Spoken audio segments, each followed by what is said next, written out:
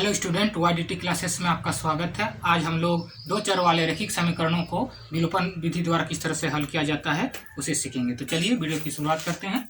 इसमें पहला नंबर देखिए, प्रश्न है मेरा 2x + 3y = 13 और 5x - 2y = 4। तो इसमें हम लोग ऊपर वाले को समीकरण 1 और नीचे वाले को समीकरण 2 मान लेंगे। ठीक है। तो उसके बाद क्या नियम है देखिए कि हमें x के गुणांक को बराबर करना होगा या y के गुणांक को बराबर करना होगा। जैसे कि देखिए यहाँ पर 2 है, यहाँ 5, तो दोनों को समान करना पड़ेगा। या y के जगह पर जैसे 3 और 2 है तो इसे हमको बराबर करना होगा। तो इसके लिए मेरा दो नियम है। पहला अगर हम लोग x के गुणांक को बराबर करेंगे तो जैसे यहाँ 2 और 5 है तो ऊपर गुना 5 और नीचे में गुना 2 कर सकते हैं। अगर y के मान को बराबर करना है तो ऊपर गुना 2 और नीचे गुना 3 कर सकते हैं। ठीक है। तो उसके बाद देखा जाता है कि इन दोनों का जो चिन्ह है वो क्या है। अगर हम लोग इसको बराबर करते हैं तो दोनों प्लस में है तो इसको हम लोग लिखेंगे घटाने पर, और इसमें अगर प्लस माइनस है तो उसे हम लोग लिखेंगे जोड़ने पर। ठीक है। तो चलिए सबसे पहले हम लोग y को ही हम लोग बराबर करते हैं। ठीक है, y के गुणांक को। तो इसके लिए हम लोग क्या करना पड़ेगा कि यहाँ देखिए नीचे में 2 है तो इसको गुना 2 और ऊपर 3 है इसको गुना 3। ठीक है। फिर यहाँ पर लिखा जाएगा इस तरह से कि समीकरण 1 को 2 से तथा समीकरण 2 को 3 से गुणा करके, अब ध्यान दीजिए जिसको हम लोग बराबर कर रहे हैं उसका चिन्ह क्या है, तो प्लस माइनस। अगर अलग अलग चिन्ह है तो लिखेंगे जोड़ने पर। अगर दोनों का चिन्ह प्लस प्लस या माइनस माइनस होता, समान होता, तो लिखते हम लोग घटाने पर। ठीक है। तो इसमें दोनों का देखिए चिन्ह अलग अलग है तो लिखेंगे गुणा करके जोड़ने पर। ठीक है। तो चलिए गुणा करते हैं। 2 दूनी 4x + 2 तिया 6y = 2 गुना 13 26। 3 से गुणा करते हैं, 3 5 15x - 3 दूनी 6y और 3 चौके 12। ठीक है। तो इसको जोड़ेंगे तो देखिए ये वाला मेरा कट जाएगा। यहाँ हम लोग जोड़ते हैं 15 4 19 हो गया, 19x, और यहाँ जोड़ेंगे तो 38। तो x बराबर क्या होगा देखिए 38। 19 इधर गुना में था, इधर भाग हो जाएगा। 19 दूनी 38 यानी x = 2। अब क्या करना है कि x के मान को समीकरण 1 में या समीकरण 2 कहीं पर भी आप रख सकते हैं, मेरा y का मान आ जाएगा। तो हम लोग 1 में ही रखते हैं। x का मान समीकरण 1 में रखने पर। ठीक है। समीकरण 1 देखिए क्या था, 2x + 3y = 13। तो 2 और x का मान देखिए 2 है तो यहाँ पर x की जगह हम रख देंगे 2 + 3y = 13। तो 2 दूनी 4 + 3y = 13। तो 3y बराबर हो जाएगा 13। ये देखिए 4 प्लस में था, उधर ले जाएंगे तो माइनस, यानी 3y = 9। तो y बराबर क्या होगा 9 और 3 गुना में था, इधर भाग, 3 3 9, y = 3। तो इसलिए मेरा उत्तर आ गया कि x = 2 और y = 3 आंसर। ठीक है। तो इस तरह से विलोपन विधि द्वारा बनाया जाता है। अगला प्रश्न देखते हैं, दूसरा number 5x - 2y = 11, 3x + 3y = 15। ऊपर वाले को हम लोग समीकरण 1 मानेंगे, नीचे वाले को समीकरण 2।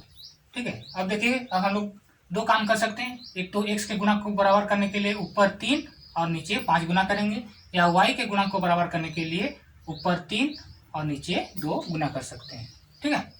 तो देखिए यहाँ माइनस प्लस है तो इसे हमें जोड़ने पड़ेगा, तो इससे आसानी होती है। और अगर प्लस वाला सबको लेंगे तो उसमें घटाना होगा तो फिर चिन्ह बदलना पड़ता है। तो आप एक काम कीजिएगा, जिसका चिन्ह अलग अलग रहेगा उसे ही ले लेंगे, आसानी से बन जाएगा। ठीक है। तो एक काम करते हैं, देखिए ऊपर हम लोग गुना 3 करते हैं और नीचे गुना 2। तो लिखेंगे यहाँ समीकरण 1 को 3 से तथा समीकरण 2 को 2 से गुणा करके, देखिए दोनों का माइनस प्लस अलग अलग चिन्ह है तो जोड़ने पर लिखेंगे। ठीक है। गुणा करके जोड़ने पर 3 5 15x - 3 दूनी 6y = 33। 2 तिया 6x प्लस 2 तिया 6y बराबर 15 दूनी 30। तो इसको हम लोग जोड़ेंगे, ये वाला मेरा कट जाएगा, देखिए माइनस प्लस में है। 15 6 21x बराबर इधर 3 3 6 63।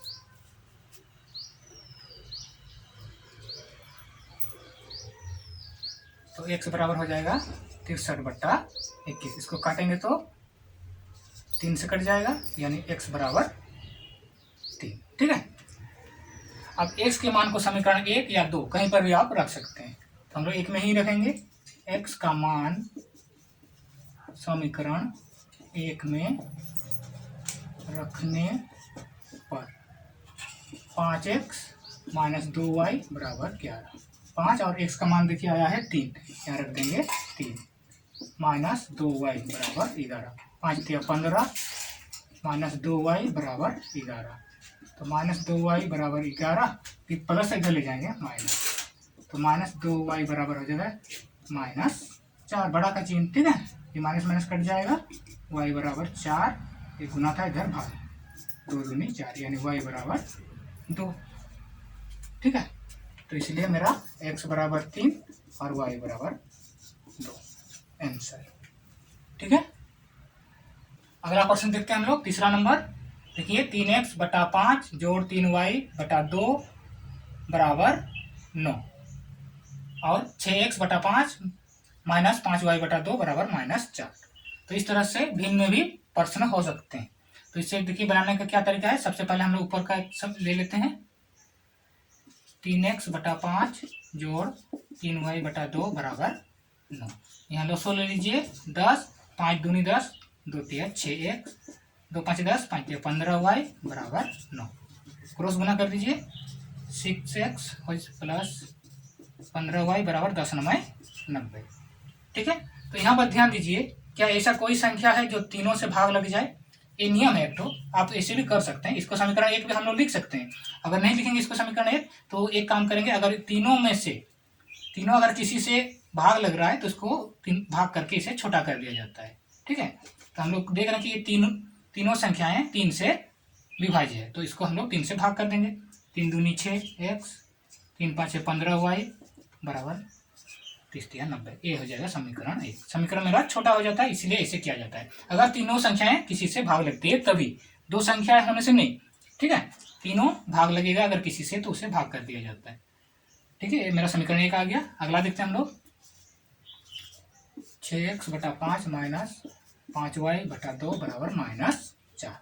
इसका भी हम लोग लोसो ले लेते हैं। 10 5 दूनी 10, 2 6 12x माइनस 2 5 10, 5 5 25y बराबर -4। अब क्रॉस गुना कर देते हैं हम लोग, तो 12x माइनस 25y बराबर 4 10 से 40 -40। अब देखिए क्या यहाँ भी उसी तरह से तीनों किसी से भाग लग रहा है? तो यहाँ हम लोग देख रहे हैं कि तीनों किसी से भाग नहीं लग रहा है, तीनों भाग लगना चाहिए ना, तो इसलिए ये मेरा बन जाएगा समीकरण 2। ठीक है, उसके बाद हम लोग दोनों समीकरण को एक साथ लिख लेंगे। 2x प्लस 5y बराबर 30 और ये 12x माइनस 25y बराबर -40। समीकरण 1 समीकरण 2 आ गया। अब मेरा वही तरीका है, एक तो अगर x के गुना को बराबर करेंगे तो ऊपर गुना 12 नीचे गुना 2, अगर y का बराबर करेंगे तो ऊपर गुना 25 नीचे गुना 5।